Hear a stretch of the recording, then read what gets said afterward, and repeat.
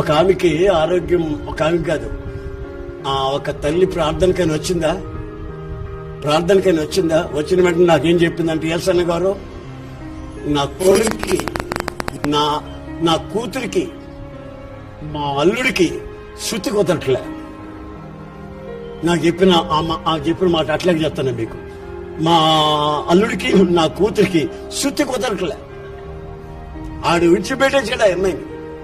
3 రోజులైంది ఇంటికి వచ్చి. భయంకరమైన పరిస్థితిలో ఉంది. ఆ కాపురం పోయింది. యేసన్న గారు ఉపవాసం ఉండి ప్రార్థన చేయి అని నాకు ఉపవాస ప్రార్థన పెట్టింది.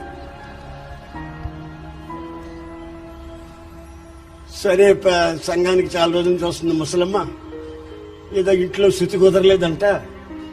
సరే ప్రార్థన చేద్దాంలే అన్నా. నేను అప్పుడు ఖాళీగా ఉన్నానులే. ఖాళీగా ఉన్న రోజులు కనుక ప్రార్థన చేద్దాంలే అమ్మన్నా. ఆ పూట ప్రార్థన చేసి ఉపవాసం ఉండి ప్రార్థన చేసుకున్నా. సాయంత్రం అటు వెళ్ళా.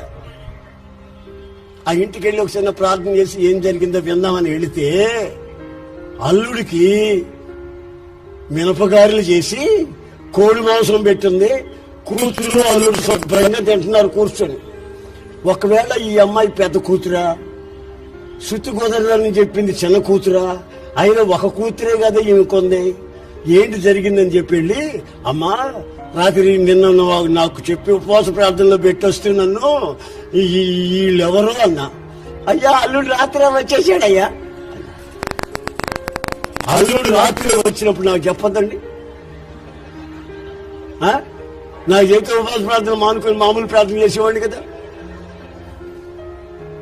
వాళ్ళని స్థిరపరచ ప్రభావ, బలపరచ ప్రభావ ప్రార్థన చేసేవాడు కదా. నాకు ఉపవాస ప్రార్థన పెడితే నువ్వు ఇంటికి వచ్చేమో ఆడికి మినపకాయలను 7 కోడి మాంసం పెడుతుంది. నా కడుపు మండింది. నా ఉసురు తగులుతుంది, నీకు జాగ్రత్త అన్న. ఆమేన్. మరి ఒక్కొక్కడు వచ్చి ఒక్కొక్క రోజు ఉపవాస ప్రార్థన నాకు పెడుతుంటే నేను బతికినా సచ్చేలా? ఆమేన్. మరి ప్రతి వాళ్ళకి ఉపవాస ప్రార్థన చేస్తేనే చేస్తే ఎట్లండి?